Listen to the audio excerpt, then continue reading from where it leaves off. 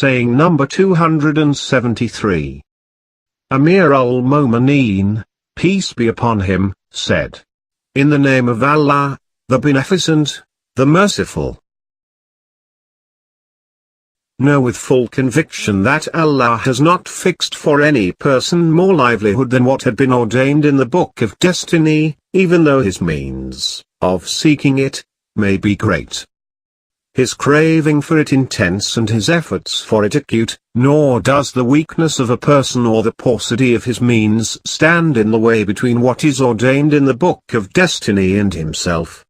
He who realizes it and acts upon it is the best of them all in point of comfort and benefit, while he who disregards it or doubts it exceeds all men in disadvantages. Very often a favored person is being slowly driven towards punishment through those favors, and very often an afflicted person is being done good through his affliction. Therefore, O listener, increase your gratefulness, lessen your haste and stay within the bounds of your livelihood.